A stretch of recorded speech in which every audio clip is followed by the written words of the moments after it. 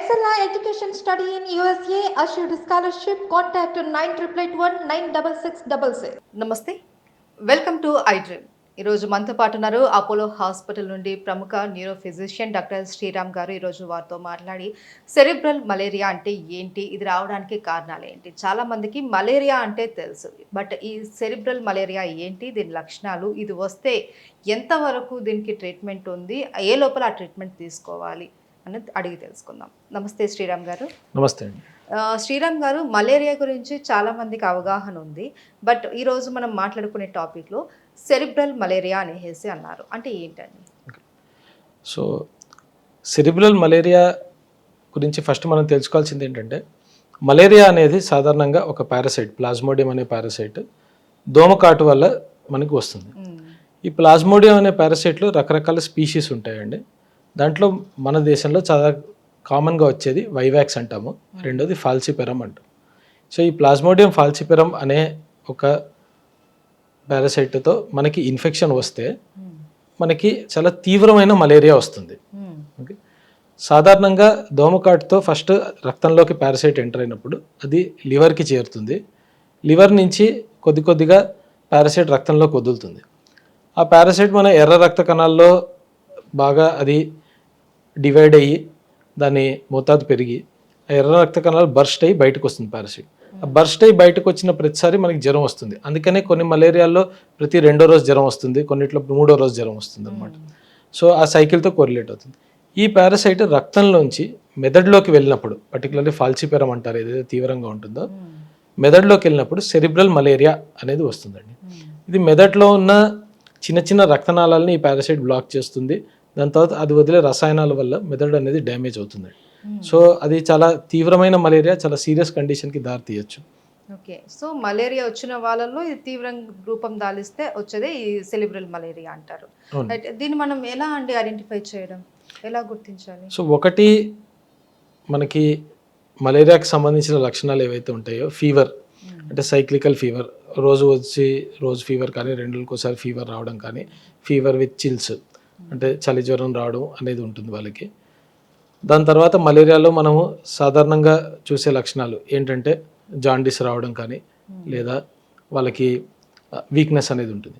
Plus ఇది కాకుండా cerebral malaria ఉన్నప్పుడు మనిషి డ్రౌజీగా అయిపోవడము, అది ఇంకా తీవ్రంగా ఉంటే డైరెక్ట్ కోమాలోకి వెళ్ళిపోవడం అనేది ఒకటి జరుగుతుంది. రెండోది ఫిట్స్ రావడం అనేది చాలా మటుకు సెరిబ్రల్ మలేరియా పేషెంట్స్లో జరుగుతుందండి.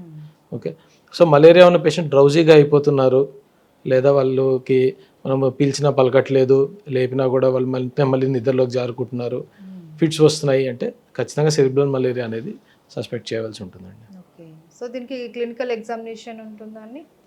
అవునండి. సో పేషెంట్ సిమ్టమ్స్ బట్టి మనము అంచనా వేస్తాము. కన్ఫర్మేషన్ అనేది మనం సాధారణంగా మలేరియా కన్ఫర్మ్ చేసే, అంటే ఈ లక్షణాలతో ఉన్న పేషెంట్కి మనం సాధారణమైన రక్త టెస్ట్ ఏదైతే మలేరియా కన్ఫర్మ్ చేయడానికి చేస్తామో పెరిఫెరల్స్ మీద అవి, వాటిల్లో ఈ మలేరియాకి సంబంధించిన పారాసైట్ మనకు కనిపిస్తుంది అండ్ పేషెంట్ లక్షణాలు మ్యాచ్ అవుతున్నాయి అంటే మాది సెరిబ్రల్ మలేరియా అని చెప్పి మనము అంచనా వేయచ్చు. మనము రేర్గా ఏంటంటే వేరే కారణాలు మనిషి కోమాలోకి జారడానికి కానీ, ఫిట్స్ కానీ అవి ఐడెంటిఫై చేయాలి అంటే ఎంఆర్ఐ కానీ, మనము స్పైనల్ ఫ్లూయిడ్ టెస్ట్లు కానీ అనేవి చేస్తాము. కానీ ఐడెంటిఫికేషన్ అనేది మెయిన్లీ బ్లడ్ టెస్ట్లో మలేరియల్ పారాసైట్ దొరికితే మనకి we can identify easily. So malaria వచ్చిన వాళ్ళల్లో ఎక్కువ శాతం ఎవరికి ఈ స్టేజ్కి వెళ్ళే అవకాశం ఉంటుందండి? సో ఫస్ట్ థింగ్ మీకు చెప్పింది ఏంటంటే, ఈ ప్లాస్మోడియం ఫాల్సిపెరం మలేరియా అంటాం అనమాట. సో అది వచ్చిన వాళ్ళకే సెరిబ్రల్ మలేరియా వచ్చే ఛాన్స్ ఎక్కువ ఉంటుంది. ప్లాస్మోడియం వైవాక్స్ మలేరియా అంటాము, దాంట్లో సెరిబ్రల్ మలేరియా వచ్చే ఛాన్స్ చాలా తక్కువ. ఓకే, రెండోది ఏంటంటే ఈ కోమాలోకి జారిపోవడం కానీ, ఇది చిన్నపిల్లల్లో ఎక్కువ ఉంటుంది. చిన్నపిల్లలకి మలేరియా, ఫాల్సిపెరం మలేరియా వస్తే ఈ సెరిబ్రల్ మలేరియా వచ్చే ఛాన్స్ ఎక్కువ. పెద్దవాళ్ళకి ఏంటంటే ఆ కోమాలోకి వెళ్ళడం తక్కువ, కానీ ఫిట్స్ వచ్చే ఛాన్స్ అలాంటివి ఉంటాయి. ఓకే, అయితే మనం ఇది ఎప్పటిలోగా మనం దీన్ని గుర్తించాలి అంటే ఫైనల్గా మనకు ఒక స్టేజ్ లాంటివి ఏమైనా ఉంటాయా? ద ఎర్లియర్ ద బెటర్ అండి. అంటే ఎంత త్వరగా మనం గుర్తించగలిగితే ఎంత త్వరగా ట్రీట్మెంట్ మనం ఇనిషియేట్ చేస్తే రికవరీ అంత బాగుంటుంది. ఇఫ్ ఇన్ కేస్ మీరు చెప్పినట్లు ఒకవేళ ఐడెంటిఫై చేయడం లేట్ అయ్యింది, వాళ్ళు నార్మల్ మలేరియాకి ట్రీట్మెంట్ తీసుకుంటూ ఉన్నారనుకోండి, అది మనకే తెలియకుండా వాళ్ళకు ఈ సెరిబ్రల్ మలేరియాకి వెళ్ళిన తర్వాత ట్రీట్మెంట్ అన్నది ఎలా ఉంటుంది? ఆ ట్రీట్మెంట్‌కి వెంటనే వాళ్ళు రెస్పాండ్ అవ్వగలరా? ఓకే. సో, సెరిబ్రల్ మలేరియాకి ట్రీట్మెంట్ అంటే నార్మల్ మలేరియాకి ఏదైతే మనం మందులు వాడతామో, హ్మ్. సో అవే సిమిలర్ మందులు మనం సెరిబ్రల్ మలేరియాకి కూడా వాడతామండి. సో మందుల్లో డిఫరెన్స్, మలేరియాకి సంబంధించిన మందుల్లో డిఫరెన్స్ ఎక్కువ ఉండదు. కానీ సెరిబ్రల్ మలేరియాలో ఏంటి అంటే మనము ఇంజెక్షనబుల్ మందులు మామూలుగా మామూలు మలేరియాలో ట్యాబ్లెట్లు వేసుకుంటే దీంట్లో మనం ఇంజెక్షన్స్ ద్వారా మనం తొందరగా ఎఫెక్ట్ వచ్చేటట్టు మనం ఇంజెక్షన్స్ అనేది ఇస్తాము. కోర్స్ డ్యూరేషన్ కూడా కొంచెం ఎక్కువ ఉంటుంది. ఇది కాకుండా సపోర్టివ్ ట్రీట్మెంట్ అంటే ఫిట్స్ రాకుండా, దాని తర్వాత ఒకవేళ కోమాలో ఉంటే మనం వెంటిలేటర్ మీద పెట్టడము అలాంటివి సెరిబ్రల్ మలేరియాలో ఎక్కువ అవసరం ఉంటాయండి. అది. అయితే సార్ ఫైనల్ దీని ట్రీట్మెంట్ తీసుకున్న తర్వాత మనం ఎలాంటి జాగ్రత్తలు తీసుకోవాలి? సో ఇక్కడ ముఖ్యమైన విషయం ఏంటంటే ట్రీట్మెంట్ తీసుకోకపోతే సెరిబ్రల్ మలేరియా చాలా సీరియస్ విషయం అండి. ట్రీట్మెంట్ తీసుకుంటే రెస్పాన్స్ అనేది చాలా మటుకు మందిలో బాగుంటుంది.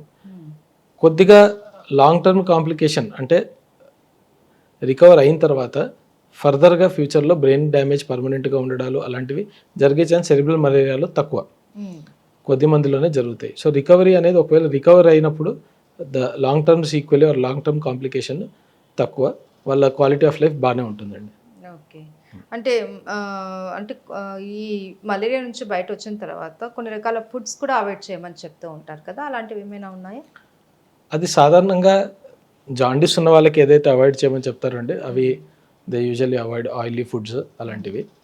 అంతకంటే స్పెసిఫిక్గా మలేరియా వస్తే ఒక ఫుడ్ తినకూడదు అనేది తక్కువ అండి. అండ్ కాంప్లికేషన్ కూడా సివియర్గా ఉంటుంది అనేసి విన్నాం, అది ఎంతవరకు నిజమండి?